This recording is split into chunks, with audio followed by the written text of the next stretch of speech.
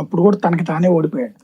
అవును. ఇప్పుడు ఏంటంటే బీజేపీలో అంటే ఒక్కోసారి ఎట్లా ఉంటది, ఇప్పుడు ఫర్ ఎగ్జాంపుల్ క్రిందసారి తెలంగాణలో బండి సంజయ్ ఒక ఊపు క్రియేట్ చేశాడు. చేసి గ్యారంటీ వరుస పెట్టి అన్ని ఉప ఎన్నికల్లో విజయం సాధిస్తా వచ్చింది బీజేపీ. గుర్తుంది కదా. ఉన్నట్టుండి కరెక్ట్ గా ఎలక్షన్స్ టైంకి వచ్చేటప్పటికి అతని పక్కన పెట్టేసేసి కిషన్ రెడ్డిని పట్టుకొచ్చారు. ఏమైంది, బీజేపీ కేటర్ కాడి వదిలేసింది. వదిలేస్తే గ్యారంటీ ప్రతిపక్షం, నేనైతే ఎక్స్పెక్ట్ చేసింది ప్రతిపక్ష స్థానం, ప్రతిపక్షం అధికార పక్షమో గ్యారంటీ వచ్చి ఉండేది. అలాంటిది కాస్త చివరికి 8 స్థానాలకు పరిమితం అవ్వాల్సి వచ్చింది.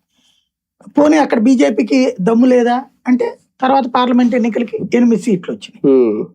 అంటే అక్కడ క్యాడర్ లో రెబలిజం వచ్చింది. మన అధిష్టానానికి ఇంత బలుపా, ఇంత అహంకారమా. ఈటెల రాజేందర్ చెప్పగానే వినేసి, బయట నుంచి వచ్చిన బీఆర్ఎస్ నాయకుడు అయినటువంటి ఈటెల రాజేందర్ చెప్తే వినేసేసి బండి సంజయ్ని పక్కన పెడతారా? అక్కడ ఆ విషయం పబ్లిక్ ఓపెన్ అయిపోయింది. బండి సంజయ్ ఈటెల రాజేందర్ వాదం అనేది చాలా పెద్ద ఎత్తునైంది. ఇప్పుడు మొన్న సరిచేసే ప్రయత్నం జరిగింది ఇద్దరి మధ్యన.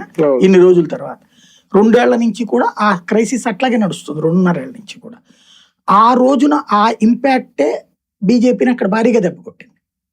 బండి సంజయ్ అనేటటువంటి అతను పక్కన పెట్టి అధిష్టానం వేరే వాళ్ళని తెచ్చి మన నెత్తిని రుద్దేటటువంటి పని చేస్తాం ఎంతవరకు రైటు, గెలుస్తుంది అన్న టైంలో ఎందుకు చేసింది.